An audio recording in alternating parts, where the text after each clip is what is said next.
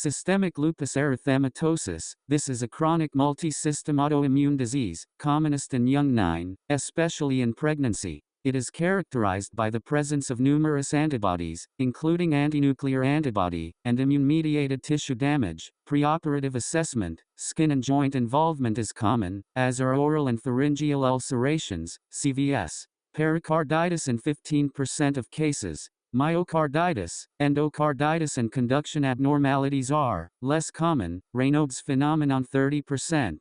CAD, respiratory, infections and PEs common. Pleuritis and pleural effusion, pulmonary fibrosis less common. Neurological, cranial and peripheral nerve lesions may occur 2 degrees to arteritis and ischemia. Transverse myelitis, leading to weakness or paraplegia, is rare. Depression, psychosis and seizures are possible. Renal, glomerulonephritis, which may lead to nephrotic syndrome and renal failure. Hematological, cytopenias, clotting disorders or hypercoagulable states can occur. Immune thrombocytopenia or circulating anticoagulants e.g., antibodies to factor VILI, may be present. Up to a third of patients with SLE may demonstrate features of antiphospholipid syndrome. Higher risk of CVE with antiphospholipid antibodies, steroids and other immunosuppressant drugs are used. Anesthesia, there may be absolute or relative contraindications to neuraxal blocks in patients taking anticoagulants or in patients with coagulopathy. The presence of a peripheral nerve lesion may be a relative contraindication to neuraxal regional nerve blockade. Maintenance of normothermia may reduce the risk of infection, as well as lessening the impact of Raynaud's phenomenon. If present, laryngeal erythema and edema are common. Try to minimize trauma to the airway. Consider hourly urine output and invasive monitoring. Steroid supplementation, strict asepsis with invasive procedures. As increased risk of infection. Perioperative VTE prophylaxis. Achondroplasia, the commonest form of dwarfism, is caused by premature ossification of bones, combined with normal periosteal bone formation, giving a characteristic appearance of short limbs and a relatively normal cranium. The following should be noted: large head and tongue, midfacial hypoplasia, obesity and small larynx may lead to difficulties managing the airway. Laryngoscopy may additionally be compromised by pectus carinatum. Foramen magnum stenosis is common. Avoid hyperextension during intubation. Central and peripheral venous access is often difficult. Use an appropriately sized BP cuff. Zero say is common. Restrictive ventilatory defects may occur and can lead to pulmonary hypertension. Regional techniques may be difficult. The back may be normal. The epidural space is often narrowed with spinal canal stenosis. The volume of LA needed for a subarachnoid and epidural block is reduced. Epidural over spinal anesthesia may be preferred due to ability to titrate to desired height. The patient is of normal intelligence. Hematology, porphyria. The porphyrias are a group of diseases in which there is an enzyme defect in the synthesis of the heme moiety, leading to an accumulation of precursors that are oxidized into porphyrins.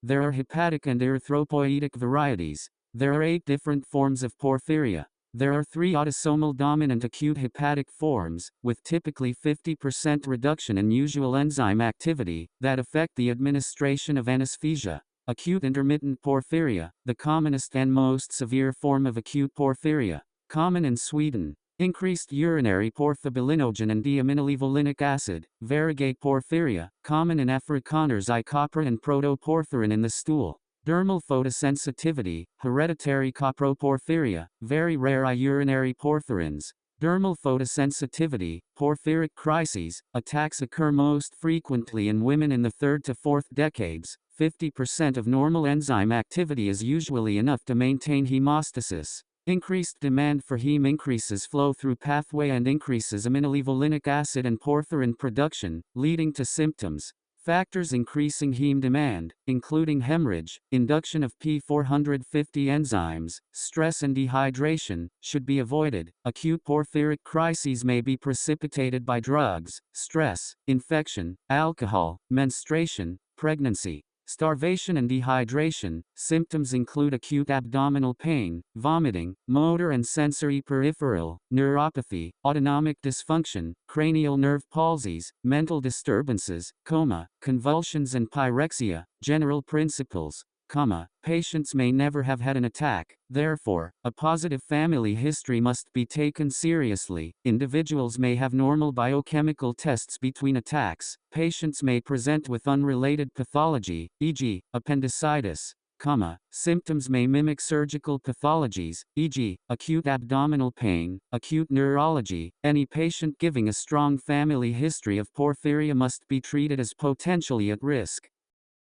Latent carriers may exhibit no signs and be potentially negative to biochemical screening, but still be at risk from acute attacks. Anesthetic management. Many commonly used drugs are thought to have the potential to trigger porphyric crises. However, it is difficult to be definitive, as crises can also be triggered by infection or stress, which often occur simultaneously. Table 11.1 lists the relative safety of commonly used anesthetic drugs in patients with porphyria. It is important to minimize stress, so consider premedication with midazolam, minimize preoperative fasting. Use 5% glucose 0.9% sodium chloride IV. Regional anesthesia is useful, but in acute porphyric crises, regional anesthesia should be avoided as neuropathy may be rapid in onset and progressive.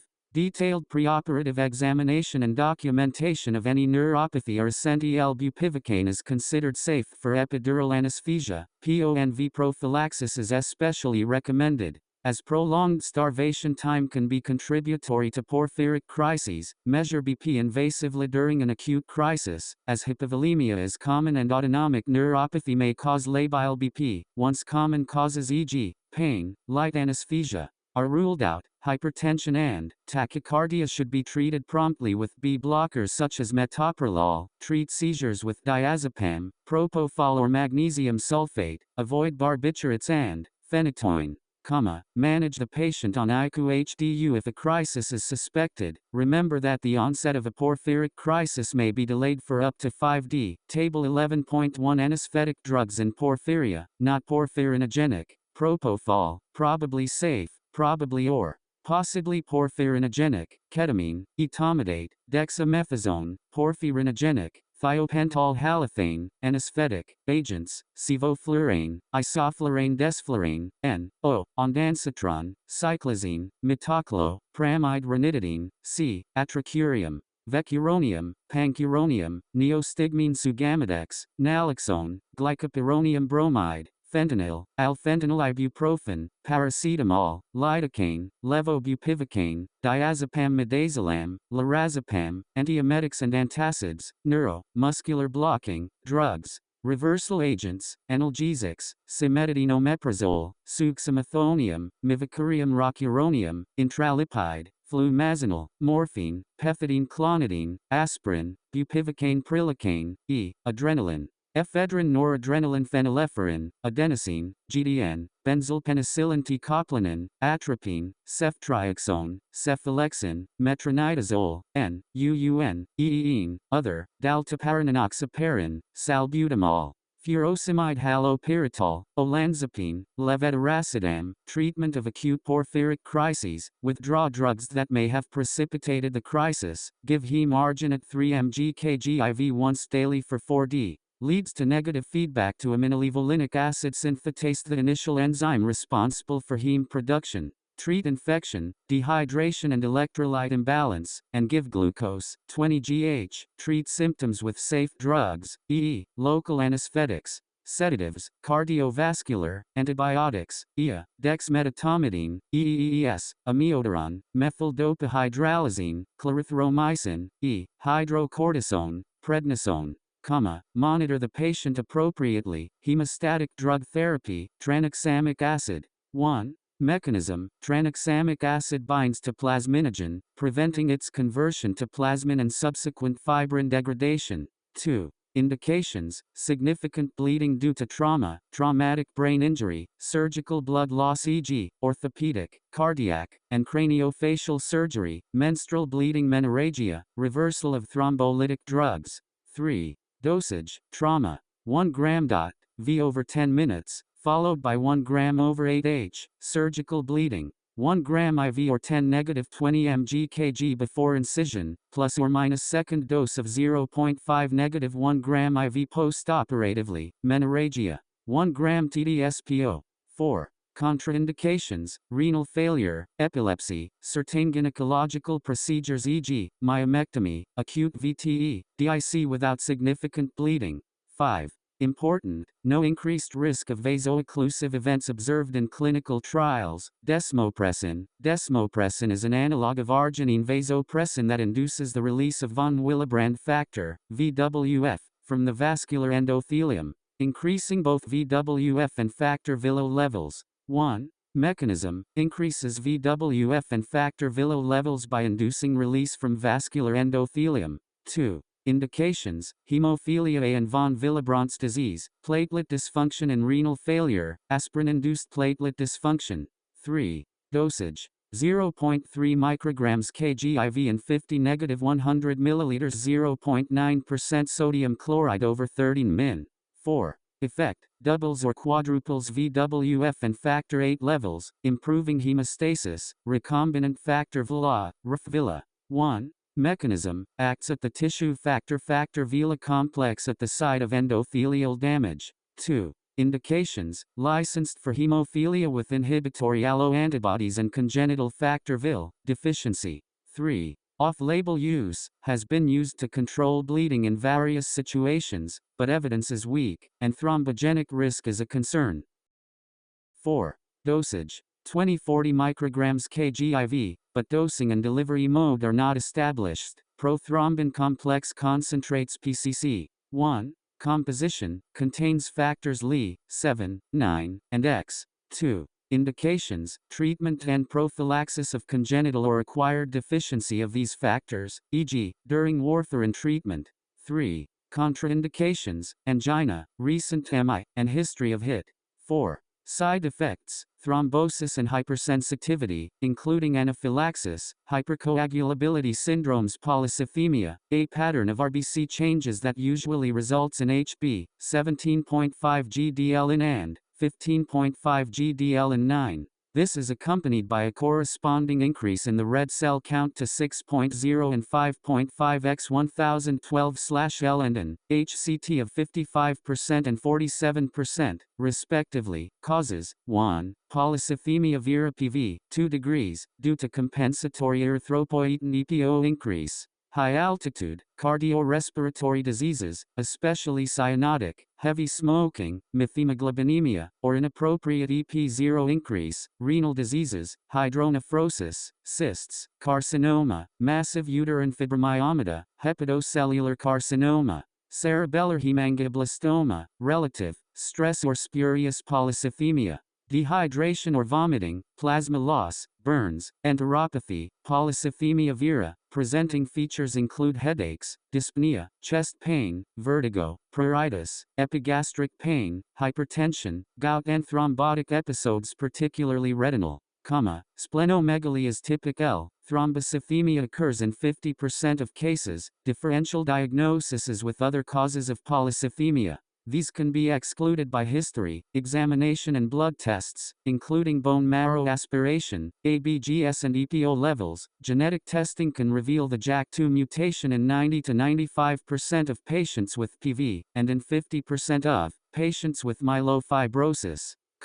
Therapy is aimed at maintaining a normal blood count by venesection and myelosuppression with drugs. Thrombosis is a potential cause of death, and 10% of cases develop myelofibrosis and rarely acute leukemia, essential thrombocythemia. Megakaryocyte proliferation and overproduction of platelets are the dominant features, with a sustained platelet count, 450 x 109/L, closely related to PV, with recurrent hemorrhage and thrombosis as the principal clinical features.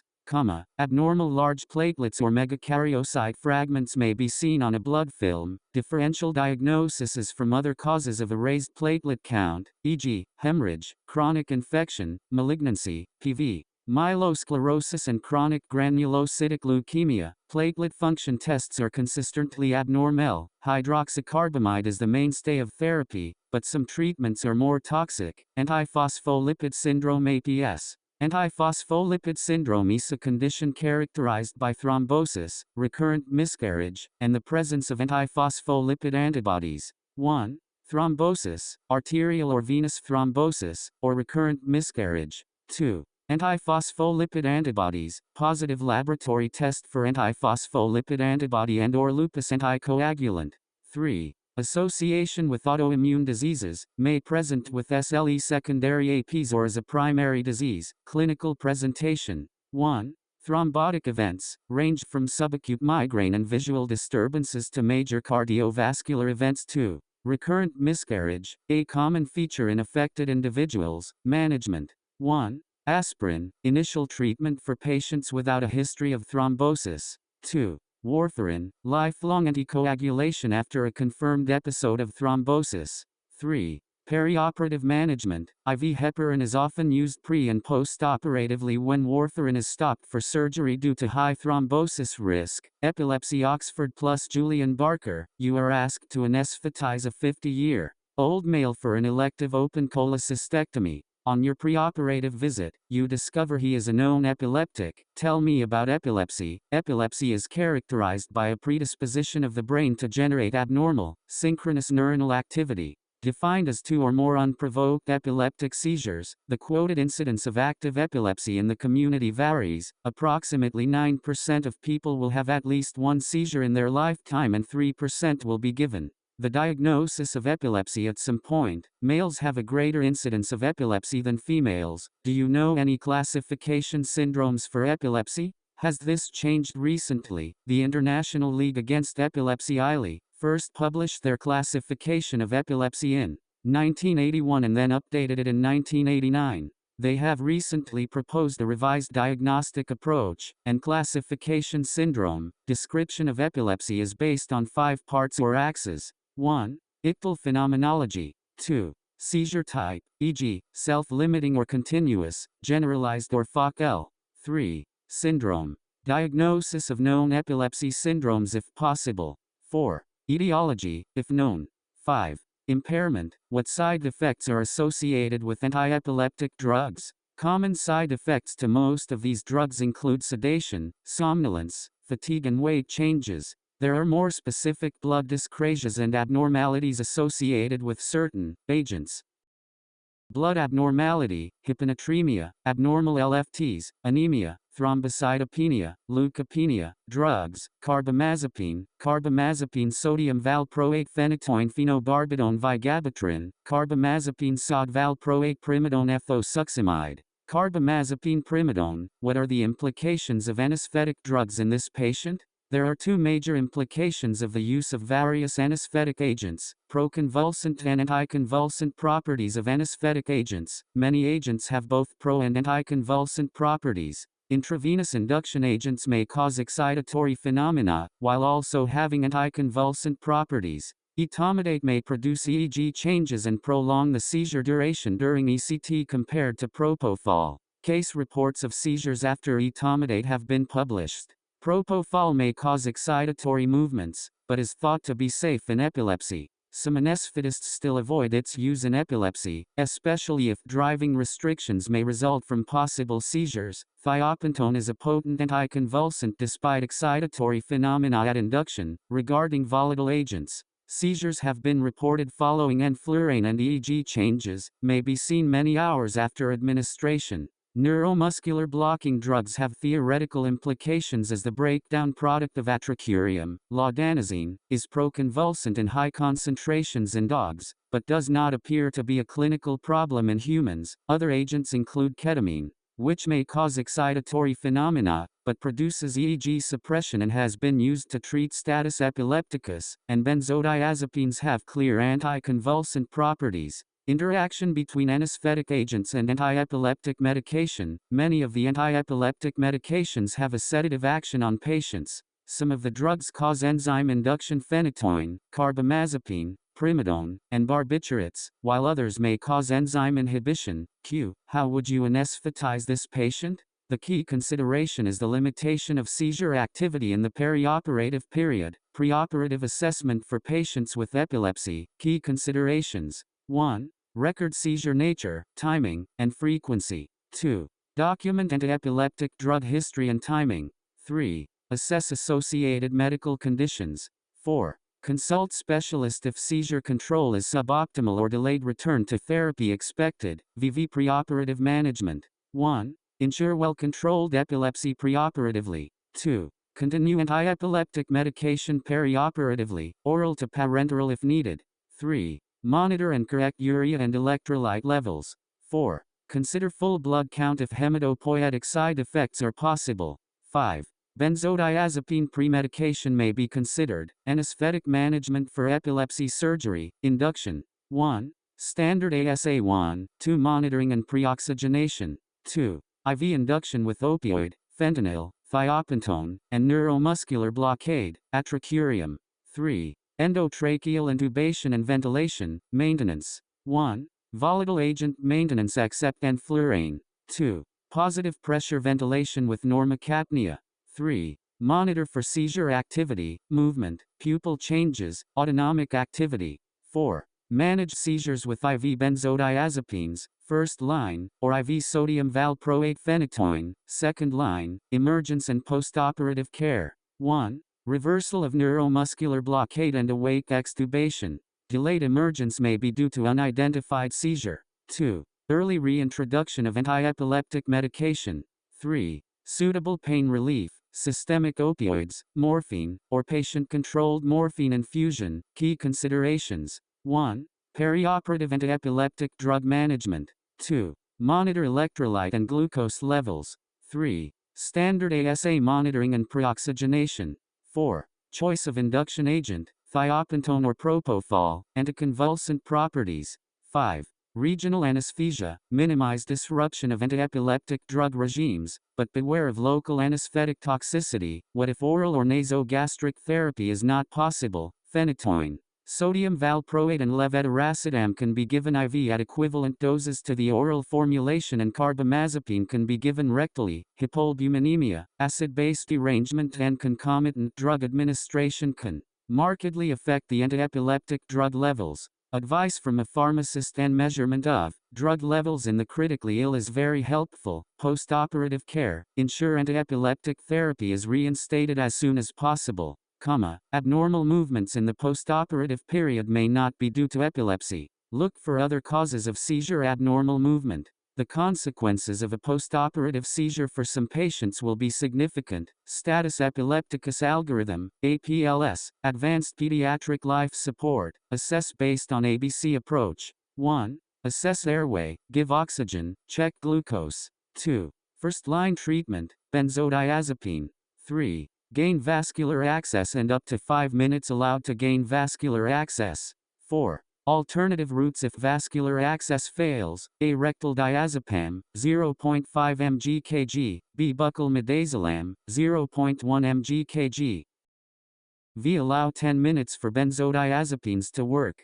5. Second-line treatment: if seizure continues, call for senior help. If seizure activity continues after benzodiazepine administration: A. Phenytoin 20 mg/kg IV/I0, or phenobarbital if already on phenytoin. B. If seizure persists beyond 20 minutes after second-line treatment, perform RSI with thiopentone. Anesthetist's presence required. Parkinson's disease. General considerations. Parkinson's disease (PD) is a multi-system neurological disorder characterized by triad of muscle rigidity, bradykinesia and a resting tremor. Pathophysiology. Loss of dopaminergic neurons in the substantia nigra of the basal ganglia results in a-dopamine deficiency and excessive thalamic inhibition. This leads to the classical symptom seen. Incidence. The disease affects those aged over 65, and is associated with an increased risk of perioperative morbidity and mortality. Prognosis.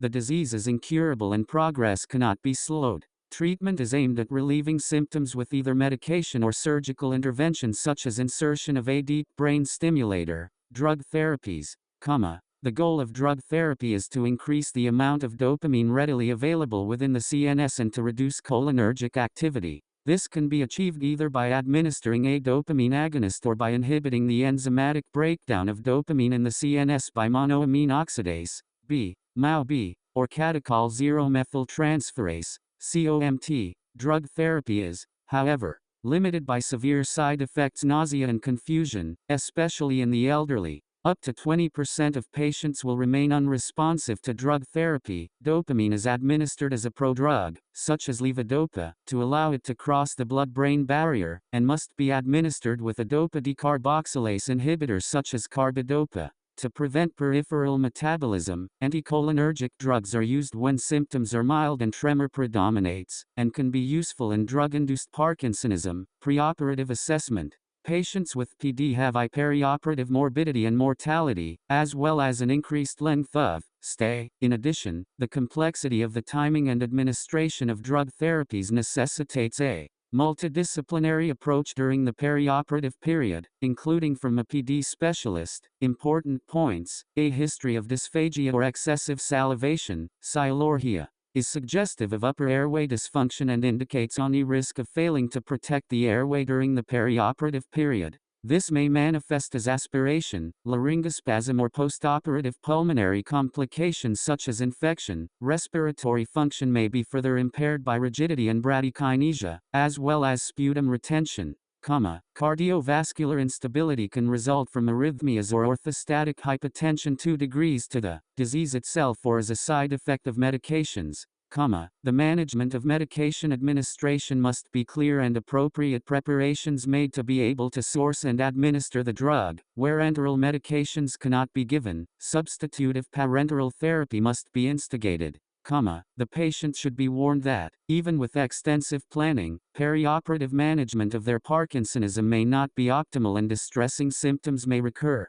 Delirium is also common, with reported rates as high as 60%. Drugs to avoid. Several drugs commonly used in the perioperative period are contraindicated in PD as they can significantly worsen symptoms or cause harmful interactions. Antiemetics. Prochlorperazine, droperidol, metoclopramide, antagonize dopamine and exacerbate symptoms. Pethidine interacts with selegiline, which can lead to serotonin syndrome. Synthetic opioids cause presynaptic inhibition of dopamine and cause dose-related muscle rigidity. Clonidine can cause profound hypotension by enhancing the relative hypovolemia, conduct of anesthesia. Medications for PD should continue uninterrupted until the start of anesthesia. Distressing symptoms may develop as little as 3H after a missed dose, and acute withdrawal of drugs may precipitate symptoms resembling neuroleptic malignant syndrome. Premedication.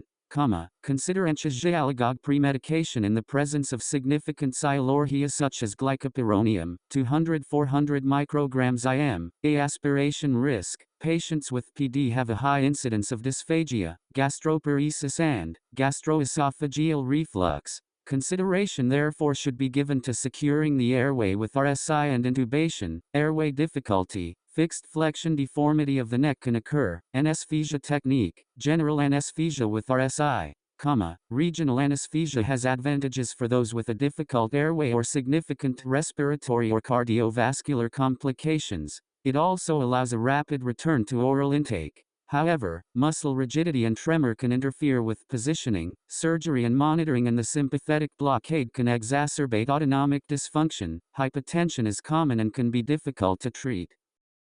Domperidone, which does not cross the blood-brain barrier, may be used safely. If dysphagia will prevent administration of oral analgesia, an NGT may be required. Muscle rigidity may result in the patient being unable to operate. Control-led analgesia. For prolonged procedures, administration of dopaminergic medications through an NGT may be necessary. Postoperative care. A restoration of anti-Parkinsonian drugs. Primary consideration is restoration of dopaminergic therapy to prevent an exacerbation of symptoms or an acute withdrawal syndrome. Withdrawal syndromes in Parkinson's disease. 1.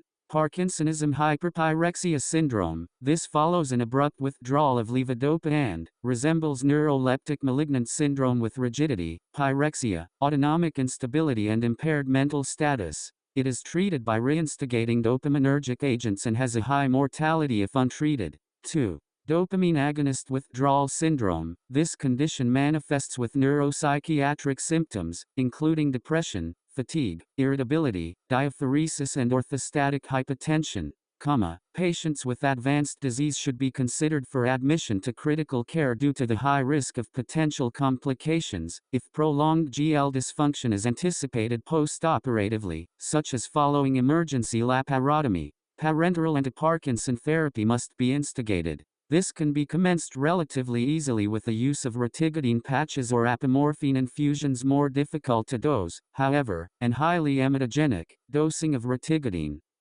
Take advice from a specialist in the management of PD for conversion of enteral medications to transdermal rotigidine, in an emergency, or if specialist help is unavailable. Dose equivalence calculators are available online at.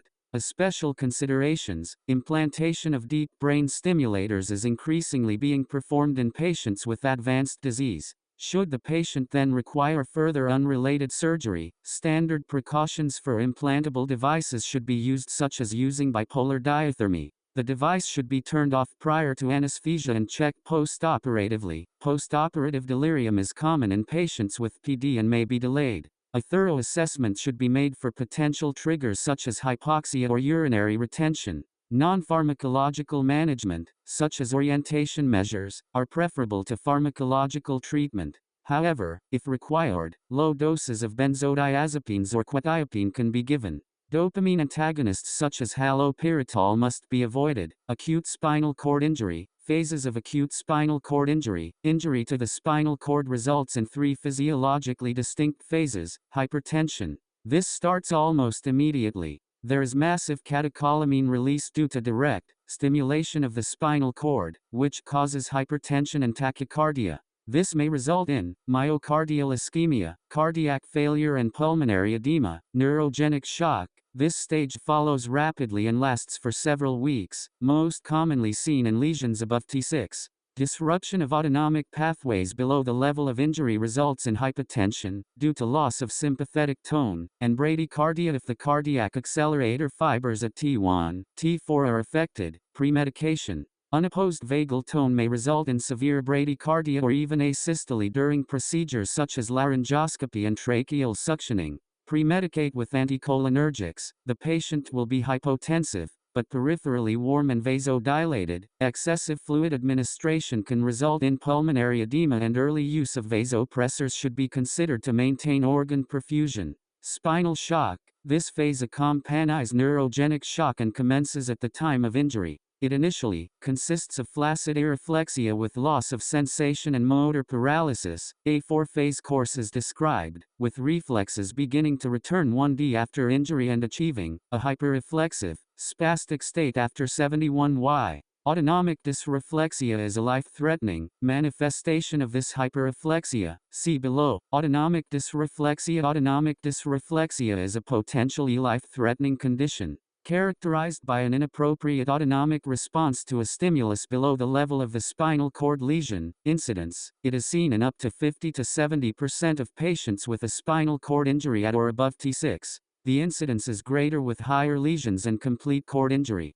It may occur as early as 3W following the initial injury. Pathophysiology. Activation of the sympathetic chain causes intense vasoconstriction and subsequent hypertension, compounded by loss of descending inhibitory control due to cord injury. Features include hypertension, headache, flushing, sweating, and anxiety. Common precipitants include pain, bladder distension, urinary tract infections, catheter insertion, and fecal impaction. Complications. Life-threatening hypertension can cause cardiac emergencies, including myocardial ischemia, arrhythmias, and pulmonary edema.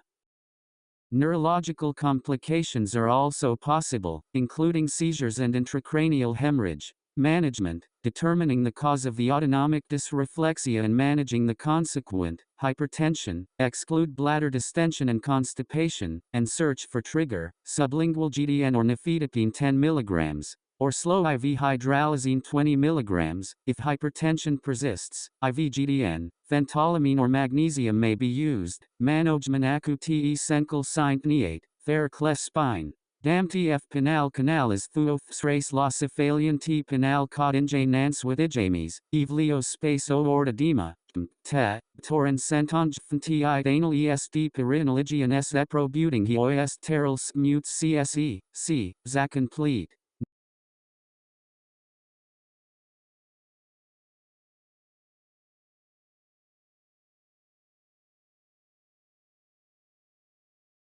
Conduct of anesthesia in patients with chronic spinal cord injury. Key considerations. 1. Previous anesthesia, review previous anesthetic charts. 2. Autonomic dysreflexia, consider invasive BP monitoring, especially with significant fluid shifts. 3. Airway management, laryngoscopy may be difficult due to cervical fixation. 4. Regional anesthesia, spinals and epidurals can reduce postoperative ventilation and autonomic dysreflexia. 5. Upper limb surgery, carefully consider risks of brachial plexus block in patients with impaired respiratory function. 6. Gastric emptying, consider rapid sequence induction RSI, due to delayed gastric emptying. 7. Respiratory function, prolonged ventilation and tracheostomy can lead to respiratory complications. 8. Autonomic dysreflexia history, carefully explore history and plan accordingly. 9. Cardiovascular disease, high index of suspicion for cardiovascular complications due to accelerated atherosclerosis. 10. Thermoregulation, consider temperature probe due to impaired thermoregulation. 11. Osteoporosis and skin care, meticulous positioning and skin care to prevent pressure areas. 12. Chronic pain, tailored perioperative analgesic regime involving acute and chronic pain. Teams. 13. VTE prophylaxis, high risk of VTE, consider mechanical and/or pharmacological thromboprophylaxis, postoperative care. 1. Positioning, patients with injuries at the cervical level should be recovered in a supine position to optimize respiratory function by maximizing diaphragmatic excursion. 2. Autonomic dysreflexia. Autonomic dysreflexia may occur due to pain from the surgical site or other common triggers. 3. Respiratory function. In cervical and upper thoracic lesions, respiratory function will be suboptimal and the risk of postoperative pulmonary complications is high. Consider elective postoperative respiratory support. Obstetric anesthesia in patients with spinal cord injury. 1. High-risk pregnancy. Obstetric patients with chronic spinal cord injury are at increased risk of preterm delivery, thromboembolism, sepsis, and cesarean section. Assessment in an obstetric anesthetic clinic is highly advisable. 2. Respiratory function. The gravid uterus can affect respiratory function in patients with high thoracic cervical injuries, requiring increased respiratory support and regular measurement of vital capacity.